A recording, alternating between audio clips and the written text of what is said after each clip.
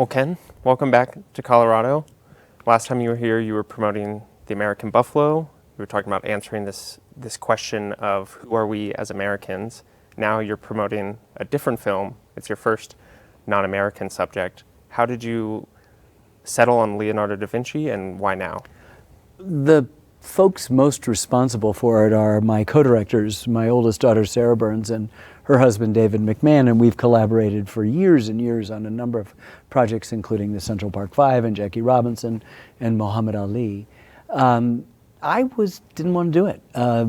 One of our biographers, Walter Isaacson of our Benjamin Franklin, had suggested this, and I just said, I don't do American topics. And I walked out of the dinner sort of a little bit miffed that he kept pushing and pushing. And I called up Sarah and Dave, and they said it would be a wonderful thing. And so they've run with it, and really the film is very much a Florentine Films production, and at the same time it's got a new grammar and a new kind of relationship to music and a new kind of relationship to the visual way that we talk about it. And then at the end of the day, a good story is a good story is a good story. And I love being over 70 and being able to, this old dog got taught a new trick, and I owe it entirely to Sarah and Dave and their sort of certainty and confidence, and also the willingness to dive into a subject and to all of us together, the entire team, figure out solutions to some really complicated problems. I'm working on a history of the American Revolution now, as I have for many, many years. Worked on the Buffalo, Benjamin Franklin also from the 18th century. And there are lots of problems when there are no photographs and there's no newsreels. And here's somebody that we're dealing with the mid to late 15th century and the very early 16th century. That poses a lot of problems, and yet filmmaking is all about overcoming those problems. So Leonardo becomes this just wonderful new friend that we've made in a new language, in a new idiom, in a new kind of a way of approaching things. It's been wonderful, and Sarah and Dave are the authors of that interest. Yeah.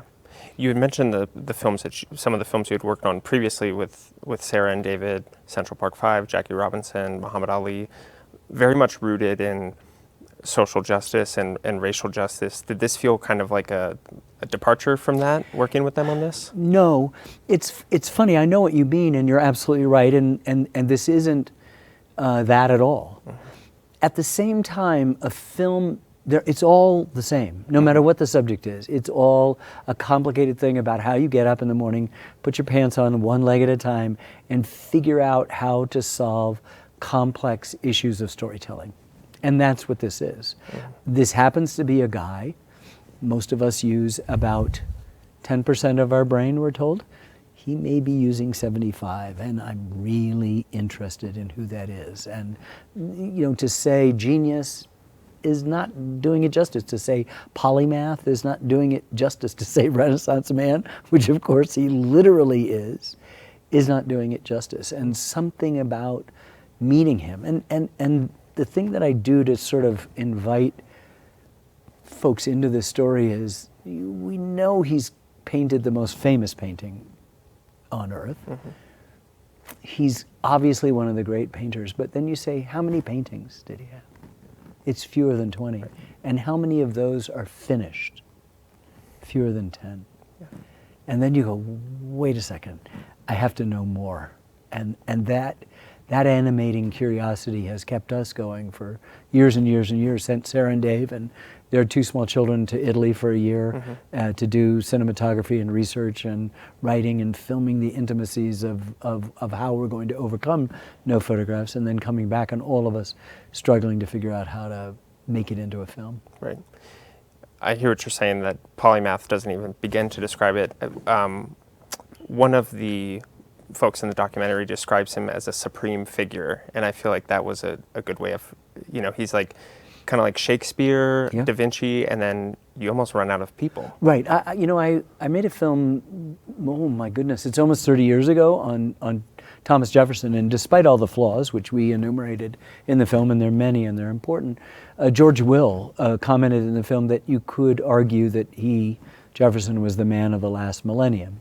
And to which you immediately think, yes, okay, but you start putting up arguments, and then you wonder what are the alternatives, and you come up with a Shakespeare, you come up with maybe a Mozart or a Bach, you come up with Leonardo da Vinci, and I'd have to put my money there. I mean, I've got a bit of a as an American and working all my life on what Jefferson represents, distilling a century of enlightenment, which comes out of the Renaissance thinking, into the first government ever designed to have people run it and to be free. And the pursuit of happiness was not the pursuit of objects in a marketplace of things, but was lifelong learning in a marketplace of ideas. They all felt that. That's what the capital H happiness was about. And I'm drawn to that. It's what public television is all about. It's what my entire professional life has been about. So I'm drawn to that. And then you have Leonardo da Vinci, who is doing that his whole life on his own. And he doesn't have a telescope, and he doesn't have a microscope, and he doesn't have calculus, and he's figuring stuff out a century before Galileo and Newton, and several centuries before this. Stuff that he did people would confirm the results of his studies only after we had MRIs in the 70s. Could you say, oh yes, his design of the heart valve was exactly the way it works? And I want to know more and ever more, because that's what he is. He's about this monumental curiosity that every once in a while in our own lives we touch on. We just have a moment somewhere where our observations are heightened, and we see it most often in nature, and that was his great inspiration too. And then he just went further, where we have this almost rapturous moment. He then asks, he has that moment, but then he asks 1,000 questions and spends his entire life trying to ask not just those 1,000 questions, but the thousands of other questions that are constantly popping up in his head. It's just so irresistible and makes you want to be a better person, a smarter person, a more observant person. We do everything in our lives to categorize. He's a scientist and a painter. Right. When he's painting, he's a scientist. When he's doing science, he's a painter. He doesn't see the distinctions between them. He's a human being, and he's closer to what our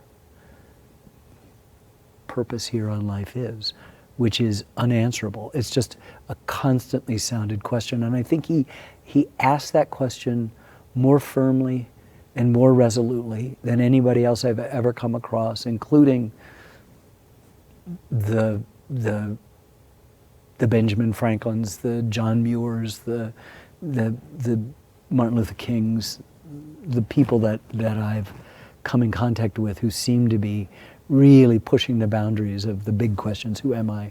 Where did I come from? What is my purpose in life? Where am I going? Yeah.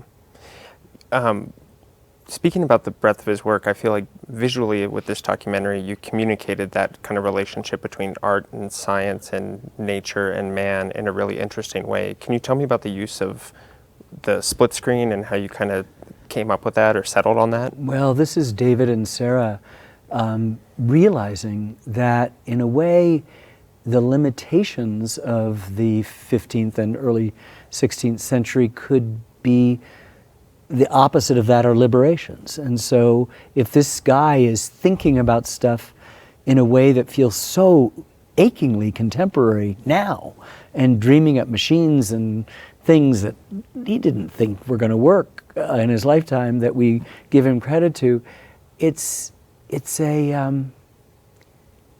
demands new kinds of solutions. So we have rocket ships in here, we have film footage in here, we have people, we have live footage of human beings moving their eyes and opening their mouths and turning their heads and smiling and crying, and that allowed us, it liberated us. And so while the narrative is traditional, and we're using paintings and drawings where we might have had photographs and live cinematography as we do in all films, we're also, as his imagination takes off in any given arena, we're also saying, why not use 2 screens, or 4, or 9 or 16?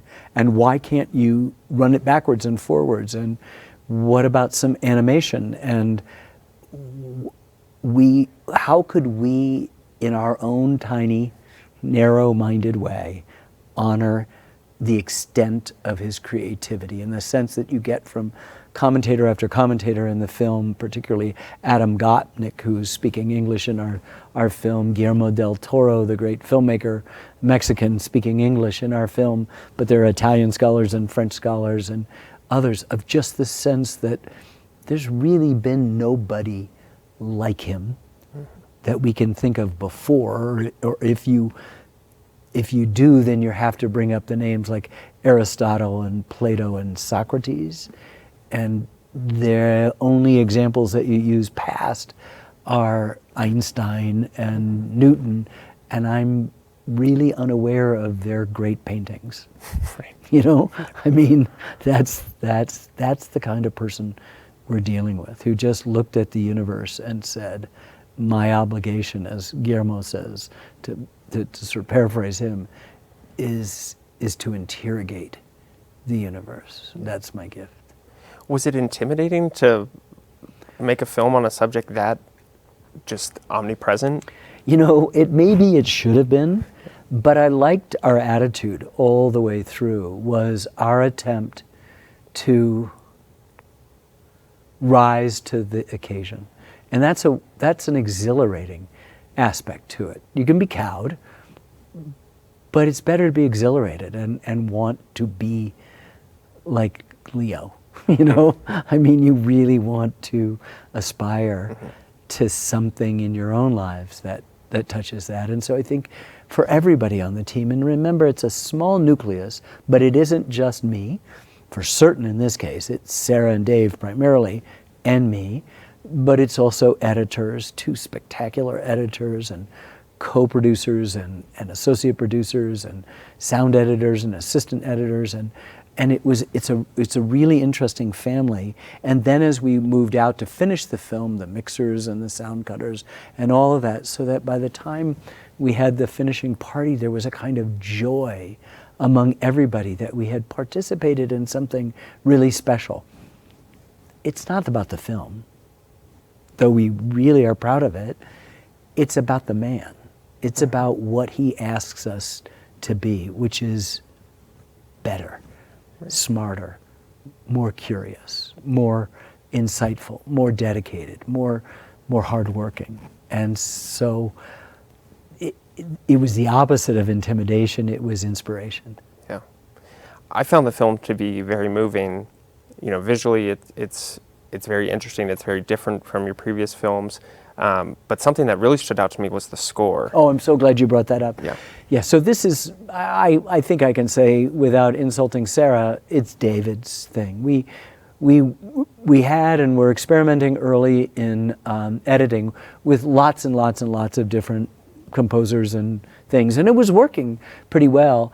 Dave really wanted to move all his eggs into one basket with the young, extraordinary composer Caroline Shaw, who also works not just instrumentally with musical instruments, but with 2 groups of choral voices, people, one called A Room Full of Teeth, you know, who are all about using the voice as an instrument of a different kind. And his relationship, his enthusiasm for that was so infectious that you kind of had to just get out of the way. And so with the exception of a couple what we call needle drops towards the end of the film, which are important narratively to just bring us into the present, it's all her.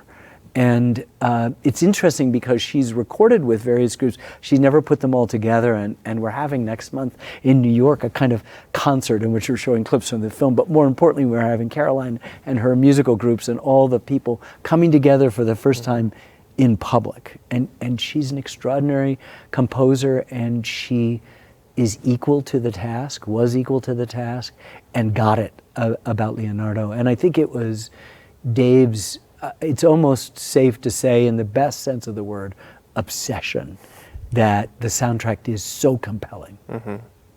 What was Dave and Sarah's research like? I know they moved to Florence for a time. They moved for Florence for a year, from July of 22 to July of 23. They made several trips before and after. So you've got a multi-pronged effort that's going on there.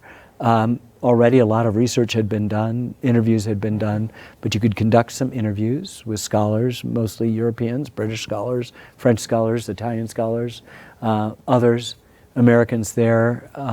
But you're also doing live cinematography of the area around Tuscany and also near Milan and up in the Italian Alps.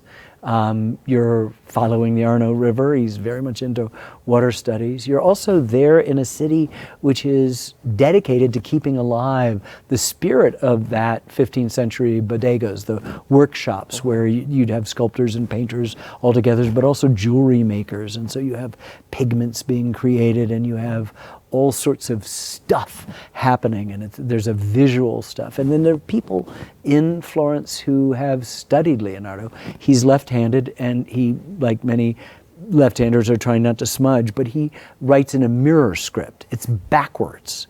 Just think about all the thousands of pages he wrote, just the dedication to getting down his thoughts and his curiosities and the results of his experiment. But every time he's writing something down, it's in backward script, which means you can only read it in a mirror. And how he's doing that, what kind of brain is able to do that? And it's punctuated by all these exquisite drawings, sometimes of the human anatomy, of flowers, of trees, of valleys. You know, we think he did one of the first landscape, if not the first landscape drawing in Western art. That he also did the first aerial map of a place, so that he is so prescient that he can see what only an airplane or a bird can see. And he loves birds. He's interested in flight. He goes into the market and he buys all the birds and he lets them go. You know, he lets them fly away. So he's got a neighbor too, who's Amerigo Vespucci, who is going to be one of the European explorers of what they called the New World. It's interesting that the first name of his neighbor is why we are the Americas, North and South and Central. And so maybe that's our connection. However, the name of my film company, which I started in 1975, is Florentine Films. So now we might have finally come home. You've achieved your destiny. We've achieved our destiny by finally doing a subject, and it's so wonderful. It's also a beautiful, beautiful language. Italian. It is also, this period of the Renaissance, Florence being the center of it, is a place where you want to be aware of not just Leonardo da Vinci, but the other people who are there, like Michelangelo and Brunelleschi and Verrocchio, and the other people who are part of this extraordinary outpouring of artistic talent in that period. And so you're just rubbing up against the newest of the new and the best of the best. Yeah. The film begins, one of the quotes from Da Vinci, and I'm paraphrasing, but he says, a good painter must depict two things, the person and then the intentions of their mind. Right. That seems to me like something you do with your films. Is it harder to do that when your subject is someone who we don't have interviews with or archival footage? No, I don't think so. It's very kind of you to say that. It took me hearing Leonardo saying it to realize, boy, I wish that's what we were doing. So that he said the first is easy. You can represent the exterior of the person, but the intentions of the mind.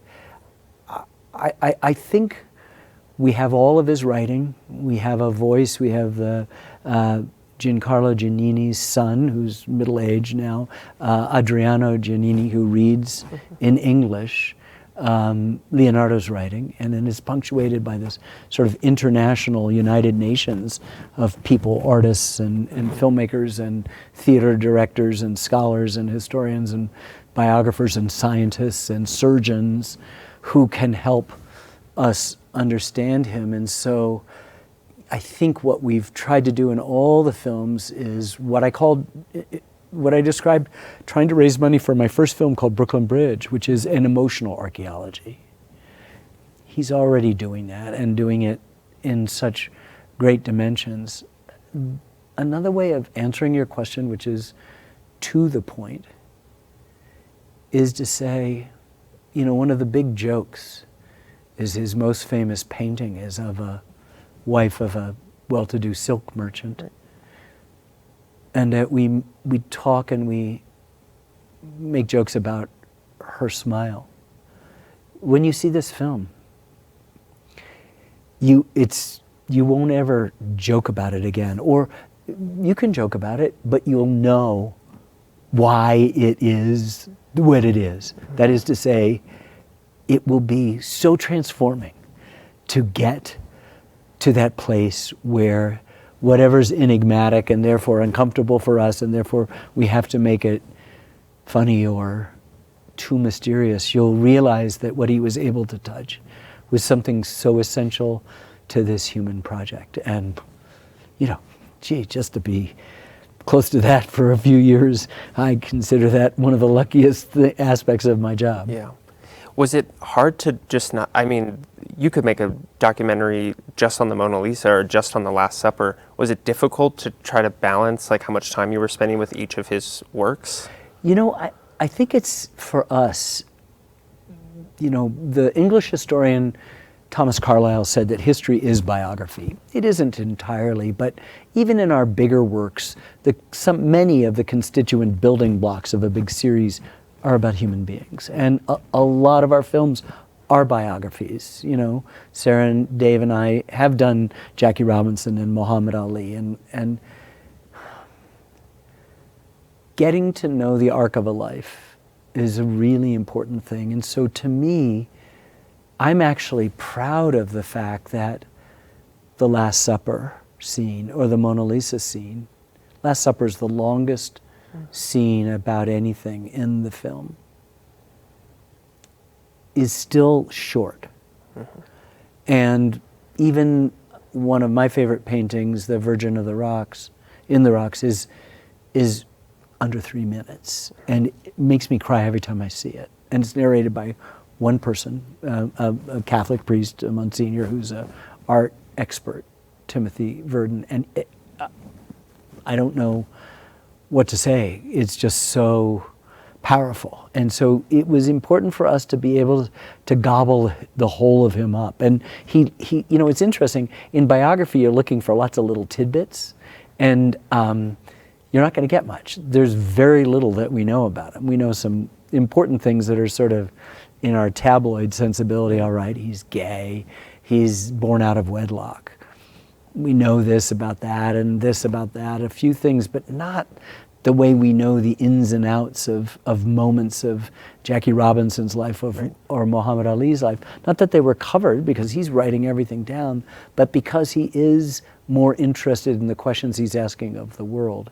And so in a way that's liberating. Mm-hmm. So then you can say, yeah, sure, here are the things we know, but isn't it better to be wondering about this first real painting on his own, the Annunciation, or the Virgin in the Rocks, or the Last Supper, or the Mona Lisa, whatever it might be, or the anatomy, or the drawings, or the inventions, or this, or also what's going on in Italy. I mean, it's not a country, mm-hmm. It's a set of states, and they're warring with each other and with outside forces. And he's, Florence is ostensibly sort of quasi-democratic or representative. It isn't really. And he goes to live in Milan, which is really ruled by a despot. And, it's just an interesting story in the midst of this thing that we call the Renaissance. And we just take the word apart for a second. It just means a rebirth. There'd been 1,000 years at least of just stultification in what we call the Western world. Mm-hmm. Nothing had really changed. And then everything changed. Everything changed in every dimension, way, shape, and form. Yeah. One of the things I wanted to ask you about is in the film, one of the historians talks about how at the end of Da Vinci's life, there's this kind of disillusionment. He's disappointed that he's not going to be able to finish all these things. I'm wondering how you might relate to that. Well, you know what? There's a couple of things he speaks about death with a kind of anger earlier on. And I kind of went, why? You know so much about life. And death is such a part of life. And you're going to be dissecting cadavers, and you're understanding the beauty of a man who dies of natural causes at that age. What's that unfulfilled thing for you? And then that I'm not sure how much that depression is really a part of it, whether it matters that much. I know for myself that if I were given 1,000 years to live, and I will not be given, I would not run out of topics in American history. Right. So there is that sense now, not just of urgency, but of greed. You know, I'm working on more films now at 70 plus, at 71 years old, than I have ever worked on at a time. And it has to do with the fact that there's so many challenges, and every film is a million, literally a million problems. You just don't see the word problem as pejorative. You see it as the friction that you have to overcome in order for the plane to take off. You have to see it for the runners, I'll do another lap. You know, you have to see it for, yes, I don't know how to tell it now, but maybe I'll figure out how to tell it before we lock the picture. Yeah. I was revisiting some of your previous work and some of the previous press you've done about your older films, and I want to float a comparison by you and see how it lands. Yeah. There's a part in the film where they're talking about Da Vinci kind of creating for the sake of creating, not finishing, but he's just really interested in the project. And that reminded me of the Frank Lloyd Wright documentary that you did, and you kind of talked about like, yeah, the roof might have leaked, it might have sagged here, but it was just about the creating of it all. Do you think that's like a fair comparison? Here's the thing, and this is an intimate human thing. Frank Lloyd Wright isn't a very nice person. Yeah. I didn't like him. Of all the biographies that we've done, he's the last guy I'd want to go out and have a beer with or get in a car and do a cross-country trip with. Leonardo? Absolutely. Because as the opening talking head after Guillermo and Leonardo is his French biographer, Serge Bromley, he says he was a work of art before he made any art, that he himself was this incredible personality. But you're absolutely right. When you are at that level of pushing the limits of everything, you're asking too much of every single project, not in a bad way, but he just, after a while, the limitations in that frame of that painting, of that piece of poplar, that he's working on, it's just, I'm done, you know? It's not what the commission has suggested, but, you know, he said that to himself, you know, tell me, when is it ever finished? And there are a few spectacularly finished works of his, The Last Supper included. And so, yeah, I get it. Frank Lloyd Wright is a towering genius and is, I think, still without equal among American architects, but you're not drawn to him in the same way that Leonardo compels so much. There's an arrogance about Wright and a kind of egomania about him, a selfishness that I haven't yet felt with Leonardo. Was there any, I know some of the previous films you've done on people have very strong opinions about just the subject matter, not necessarily the films, but I'm thinking about, you know, the Vietnam War, the Civil War. In the process of putting this film together, did you come across any sort of conflicting perspectives on Da Vinci or his work? The problem is, and I wish Sarah and Dave could answer this a little bit better, because there's lots of conflicting stuff, and a lot of it's in the weeds, you know. There's new stuff has come out that maybe his mother is Jewish and she came from Constantinople or whatever, and we're not going to say anything that the majority of scholars haven't yet. Maybe there'll be irrefutable proof and the film will be dated by the lack of our willingness to talk about Katerina in that way. But she's there, and she is this sort of younger, lower class to compared to his father, a notary, and so they're not married, and he's brought up in this little town which his father's from, but he works in Florence, and it's Vinci, and it's why when people say Da Vinci, you go, that's like me calling me of Walpole. I live in Walpole, New Hampshire, but you would not say Ken of Walpole, well, you might, but you would never say of Walpole and know what you're talking about. It was, if you look carefully in the film, it says Ser Piero, Leonardo Ser Piero, meaning the son of Ser Piero, and that was his father, this notary. And being born out of wedlock kept him out of university, which meant he couldn't have followed in his father's footsteps and become an accountant, which is really good for us. Yeah. Really, really good for us. Yeah. What is the one thing that you hope people take away from this film? It's sort of the question, and it's one that we resolutely refuse to answer. Not because it's not a good question. It's that we make a film, and then when it's done, it's not ours anymore. It's yours. And then it's really my question to you. What do you take away from this? What is it? Because we don't want to prescribe a certain area of inquiry on your own, nor do we wish to say this is exactly the way that you should approach it. And so our films are multi-levels. I meet people or get correspondence from people every week who are watching a film I've made, Vietnam, Civil War, something smaller like Brooklyn, and they're learning something new on the 5th or the 6th or the 10th or the 15th watching. And we're not putting those stuff in consciously. We just have complex, layered narratives. And so what you get is what you get. I love this guy. I wish that I wish my life was filled with as much energy and curiosity and observational skills as his. It's not, it hasn't been, it will never be, but it's okay to want to be like him. Yeah. Yeah, one of my takeaways was that I felt profoundly dumb in comparison to this guy. Yeah, and I think there's two ways to take it. One is that kind of, particularly in our angry culture today, it's sort of like, well, then it must be the elites opposing something on it. The other way is to go, I'm not going to be that, but I wish to know more. And I do know something about tractors.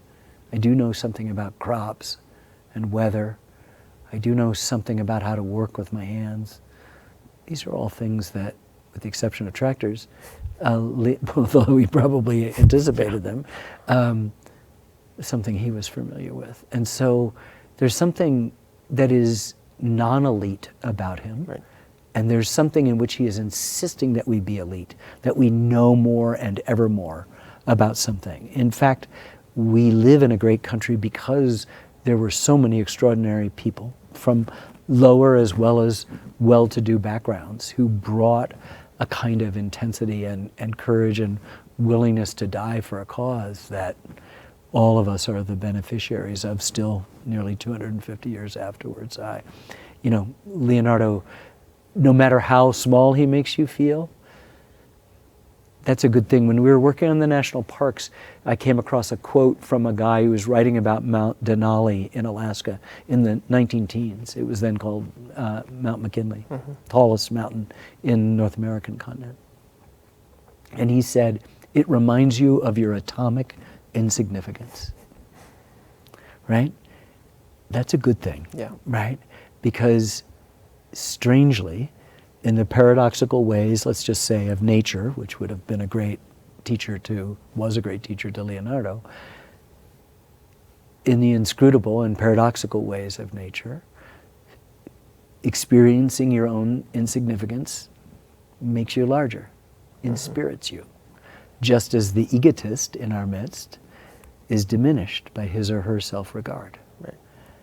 That's why I can't put Frank Lloyd Wright and Leonardo in the same, place, because one is diminished by that self-regard and the other is so humble in the face of this great handiwork, which in nature and in Colorado you have it in abundance. You look out your window and you have that possibility to be awakened in that moment by something bigger and older than yourselves. And yeah, I suppose it can make you feel small, but that also might be an inspiriting aspect. Yeah. Finished the film. I saw Leonardo as someone so motivated by curiosity and just this hunger for knowing how things work. Do you think in our current kind of information age where we have all the information we could possibly want in our phones, is it possible for another kind of Leonardo type to emerge? Or is that... I think so, because he inherits a classical tradition that's filling books, which is not dissimilar to what's in my phone, a tsunami of information. It doesn't come at it in the same way, in the same force, the same distractive stuff, but it's there. And he wants to know everything. He really wants to know everything. And yet everything is there. I mean, you guys have mountains on your license plates. You know, what do you're saying go to the mountains. John Muir knew this. They're going to be the best teachers. That's the most important thing that you have to do. Yeah. Well, Ken, is there anything else you'd like to add? This has been great. Thank you. Thank you so much for your time. It was good to see you again. It's my pleasure. Nice to see you.